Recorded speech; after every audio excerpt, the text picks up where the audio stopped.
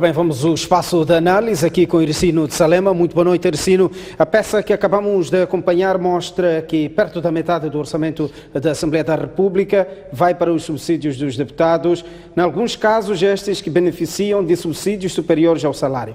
Como é que analisa? Boa noite. Boa noite, Ircino. Obrigado pelo convite.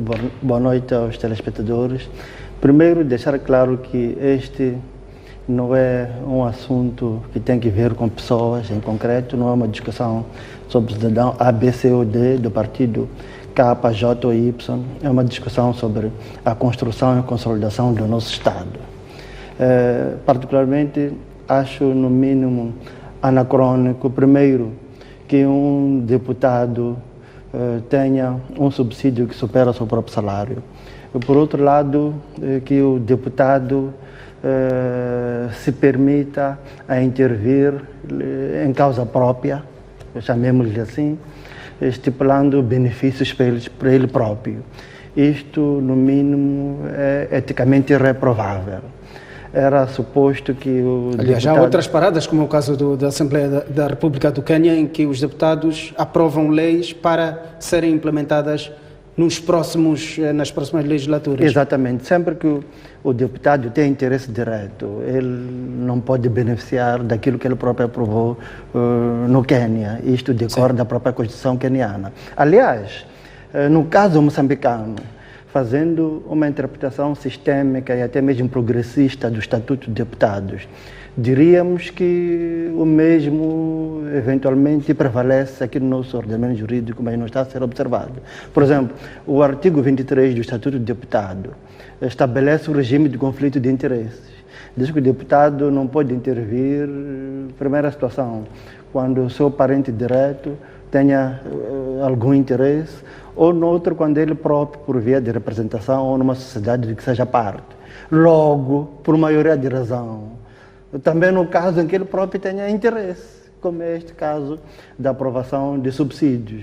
Então, acho eu que os nossos deputados talvez devessem refletir um pouco mais a fundo sobre se isto é sustentável ou não, olhando para aquilo que se pretende seja a reputação do Parlamento enquanto órgão representativo de todos os moçambicanos. Olhando para o atual contexto, e do ponto de vista ético e de moral, é legítimo que o deputado, por exemplo, aplauda a situações destas? Naturalmente. Há subsídios destes? Naturalmente que não. Até porque ouvimos numa das peças há pouco que o Parlamento encerra agora, por conta das medidas que têm que ver com a contenção da propagação do Covid-19. Então era suposto que este assunto de benefício próprio aos deputados fosse colocado fora daquilo que seja urgente. Mas, entretanto, foi até uma das primeiras questões a serem aprovadas. Logo, a questão ética está ali saliente. Então, acho eu que os próprios deputados, em um momento talvez oportuno, devessem se submeter a uma reflexão profunda sobre a construção e consolidação do nosso próprio Estado, olhando para a reputação do Parlamento e aquilo que é a própria respeitabilidade que se pretende do povo. Numa situação destas, não era de esperar que os deputados reivindicassem, entre aspas, uma urgência na aprovação dos seus próprios subsídios, sobretudo quando num contexto deste o orçamento do Parlamento quase que é incrementado a 50% em comparação com o ano precedente. Isto é no mínimo reprovável. E reitero, esta não é uma discussão sobre o deputado A da bancada K ou deputado B da bancada X, é apenas uma discussão profunda daquilo que é o Estado que nós estamos a construir. Esse é um ponto. Por outro lado, como uma pessoa que segue muito atentamente aquilo que é a nossa Constituição, acho que até há dúvidas sobre a constitucionalidade deste regime através do qual o deputado se outorga esses benefícios. Nós temos do artigo 95 da Constituição da República de Moçambique. O Estado moçambicano garante apoio apenas em caso de invalidez e na velhice. Ainda que o deputado pudesse, por exemplo, ao cabo de 2 mandatos ou 3, ter direito à reforma ou pensão, talvez tendo ele 40 anos ou 35, ou 42. Talvez esse direito devesse ser deferido até aquela idade, quando estivesse ou na velhice, ou aquele que esteja numa situação de invalidez, se devidamente comprovada, que beneficie de imediato. Agora, não é um deputado de 40 anos, 35 anos, 42 anos que deve de imediato receber esses benefícios, até contrários ao próprio Estatuto Jurídico do Estado moçambicano, que é a Constituição da República. Ercílio, vamos passar para um próximo ponto, mas antes deixa-me chamar uma matéria que vai servir de nosso objeto de análise. O Governo e parceiros anunciaram hoje a suspensão das negociações sobre a fixação do salário mínimo para 2020 devido aos impactos negativos da pandemia do novo coronavírus na economia. Nem um tostão. Foram cerca de 3 meses de uma ronda negocial que envolveu o governo, setor privado e os trabalhadores, que não deu em nada. Ou seja, o salário mínimo em Moçambique não vai sofrer qualquer alteração no próximo mês, mantendo-se nos 4.467 meticais e 75 centavos. Em fase do estado de emergência e com o objetivo de garantir a manutenção dos postos de trabalho, os parceiros sociais, reunidos no dia 13 de abril de 2020, avaliaram a situação e decidiram acordar o seguinte: suspender de imediato o processo das negociações dos salários mínimos nacionais relativo ao presente ano de 2020, lançado no dia 18 de março. A classe empresarial moçambicana, representada pela CTA, defendeu que a suspensão das negociações deveu-se à quebra de produção das empresas devido às restrições impostas pela pandemia Covid-19. Os setores mais afetados é o turismo, a agricultura e transporte. E pensamos que, mais do que nesse momento projetarmos lucros, queremos a sustentabilidade das nossas empresas. Já a Organização dos Trabalhadores de Moçambique, OTM Central Sindical, fala em solução anormal. Não há condições, portanto, para a gente reunir os empregadores, os trabalhadores e o governo para a gente discutir este assunto. Estamos numa situação, repito, anormal e procuramos também uma solução anormal. Pelo que os sindicatos esperam dias piores para a classe trabalhadora no país. De volta à análise aqui com Ercílio de Salema, que leitura faz sobre esta suspensão do debate sobre o salário? Não haveria aqui espaço para revisão, pelo menos, dos salários mínimos?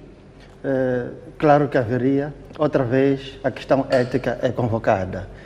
Se no Estado há trabalhadores que oferem, há funcionários, neste caso, sendo mais rigoroso, que oferem o salário mínimo, até que ponto estes são marginalizados, não são beneficiados?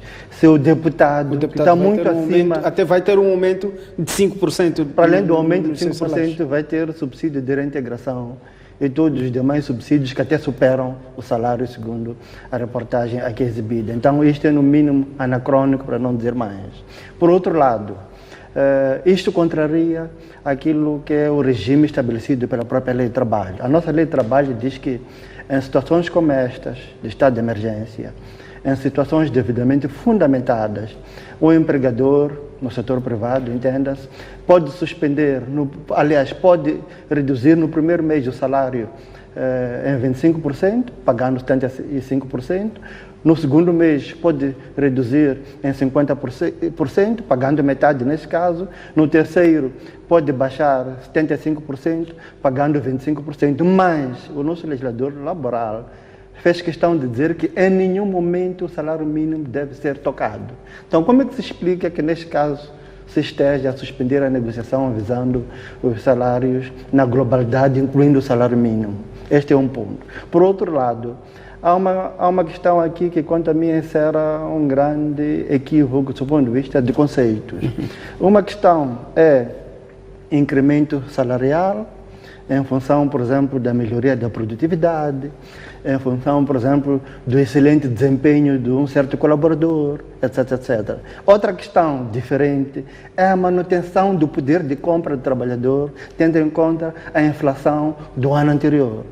Por exemplo, neste caso, seria de bom tom que pelo menos se cuidasse de manter o poder de compra daquele que oferece o salário mínimo, tendo em conta a inflação do ano passado. Mas, entretanto, e muito infelizmente, o nosso Estado, aliás, o nosso governo, os empregadores e, muito tristemente, os próprios sindicatos estão mancomunados, estão a negligenciar um grupo muito vulnerável, que é daquele que oferece o salário mínimo. Acho que deveria se refletir muito a sério nisto, olhando para essas dimensões todas. E comparando, por exemplo, com o deputado, que ele próprio, não fazendo parte deste grupo, estando muito acima, mas mesmo assim se beneficia a si mesmo. Mas, entretanto, aquele que oferece salário mínimo, tendo em conta aquilo que eu referia, que é a manutenção do seu poder de compra, tendo em conta a inflação que afeta o seu poder de compra, naturalmente que o seu salário nem se mantém, baixa.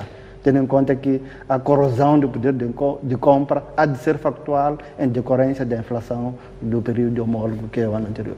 Ercílio, voltamos dentro de instantes para lançar um olhar para Cabo Delgado, mas antes uma nota de esclarecimento. Circulam nas redes sociais imagens de membros das Forças de Defesa e Segurança em Pemba espancando o indivíduo. Circulam ainda mensagens dando conta de que a vítima é o correspondente da STV em Cabo Delgado. Zdina Chá explica uma vez mais o que terá acontecido.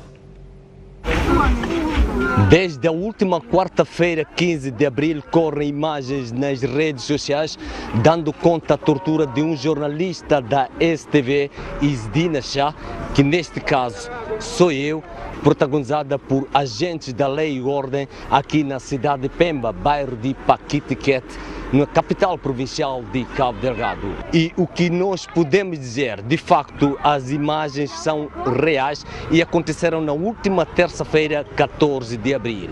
O que de facto aconteceu com o jornalista da STV foi que apenas foi confiscado o celular e ficou retido com os agentes da lei e ordem por cerca de 2 horas e meia e foi levado à esquadra da Polícia da República de Moçambique, neste caso a primeira esquadra da cidade de Pemba, onde depois de várias conversações foi devolvido o telefone e os documentos, mas foram apagadas as imagens que foram captadas daquela operação que estava a ser realizada aqui no histórico bairro de Paquitiquete.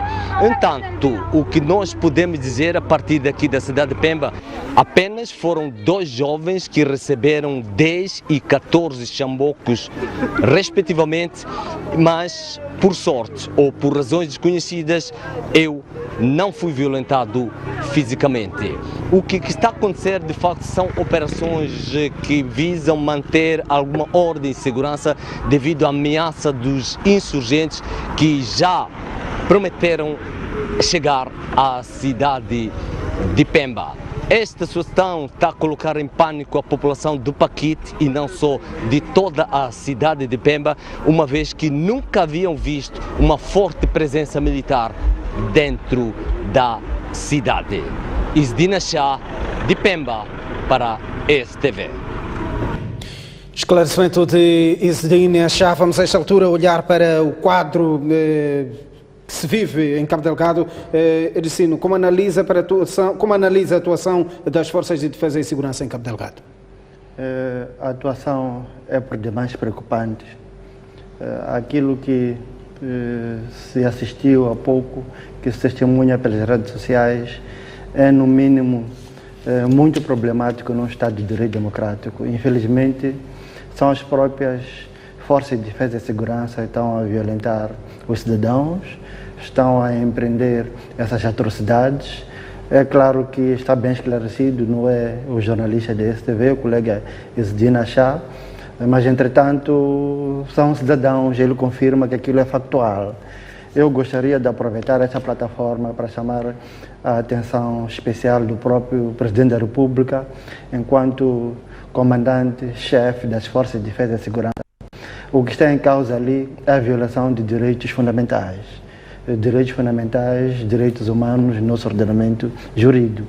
E, como tal, ele tem responsabilidade nisto, sendo a segurança dos cidadãos um dos principais objetivos do Estado. Aliás, permita-me, Ercílio, de que leia aqui uma parte do número 2 do artigo 149 da Constituição da República, que é o juramento que o Presidente da República presta quando toma posse. Ele diz: juro, por minha honra, respeitar e fazer respeitar a Constituição, desempenhar com fidelidade o cargo de Presidente da República de Moçambique, dedicar todas as minhas energias à defesa, promoção e consolidação da unidade nacional, dos direitos humanos, sublinho, dos direitos humanos, da democracia e ao bem-estar do povo moçambicano, e fazer justiça a todos os cidadãos. Entretanto, em nenhum momento deve ser tolerada uma atitude destas, sobretudo à luz de dia e empreendida pelas forças de defesa e segurança. Aliás, mesmo em estado de emergência, ou mesmo numa situação